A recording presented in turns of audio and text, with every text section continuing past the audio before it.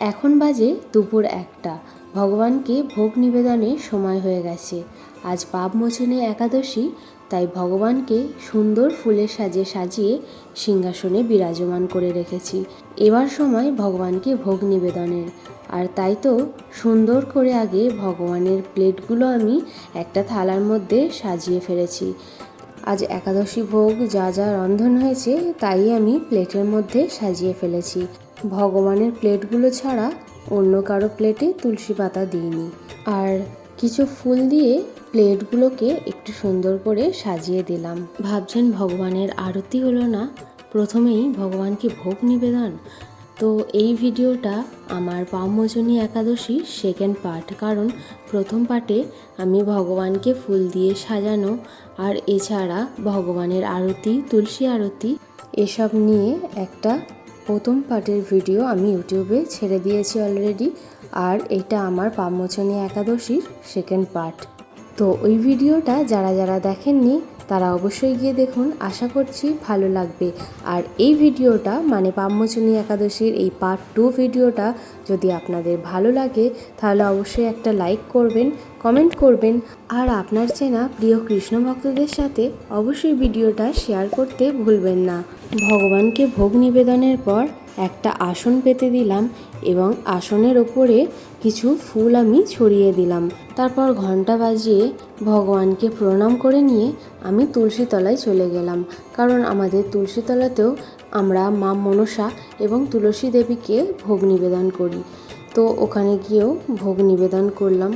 এই যে দেখুন, ভগবানকে সুন্দর করে আসন পেতে দিয়েছি আর এখানে ভোগও আমি ভগবানকে নিবেদন করে দিয়েছি। আমাদের হিন্দু ধর্মে ভগবানকে ভোগ কেন নিবেদন করে জানেন? কারণ কৃতজ্ঞতা প্রকাশ, ভক্তি এবং প্রেম জানানোর জন্য বা বোঝানোর জন্য। এই পৃথিবীতে যা কিছু রয়েছে তার ওপর সবথেকে প্রথম অধিকারটা হলো ভগবানের। তাই আমাদের কৃতজ্ঞতা প্রকাশের জন্য ভগবান আমাদের যা দিয়েছেন, তাই রান্নার পর তাকে ধন্যবাদ জানাতে প্রথম অংশটা তাকে উৎসর্গ করা উচিত।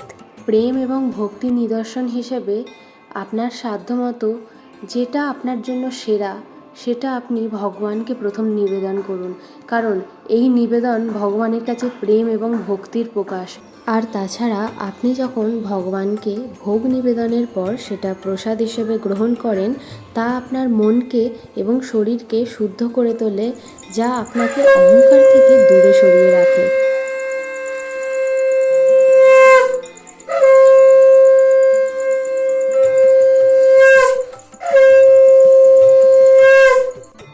সন্ধ্যা হয়ে গেছে, ভগবানের আরতি করব, তার জন্য এখানে পঞ্চপ্রদীপ, এছাড়াও ধূপ, শঙ্খ এইসব আমি এখানে রেডি করে নিয়েছি। আর তুলসী আরতি আমার হয়ে গেছে, এখন আমি ভগবানের আরতি করে নিচ্ছি, কারণ সন্ধ্যাবেলা ভগবানের আরতি আগে করতে নেই, আগে তুলসী আরতি করতে হয়, তারপরেই ভগবানের আরতি করতে হয়। আর দুপুরবেলা বা সকালে সেটা উল্টো, মানে মঙ্গল আরতিটা হচ্ছে ভগবানের আরতির পর, তারপর তুলসী আরতি করতে হয়। তো এখানে আমি ভগবানের আরতি করে নিচ্ছি, তার জন্য ভগবানের শ্রীচরণে 4 বার, নাভিদেশে 2 বার এবং শ্রীমুখে 3 বার, এরপর সর্বাঙ্গে 7 বার আমি পঞ্চপ্রদীপটা দেখিয়ে নিলাম। আর এছাড়া একই রকমভাবে গোপালের আরতিটাও আমি করে নিয়েছি, পঞ্চপ্রদীপ দিয়ে এটা করলাম। আর ধূপ আর শঙ্খ দিয়ে ওই আমি 3 বার করে ভগবানকে দেখিয়ে নিলাম।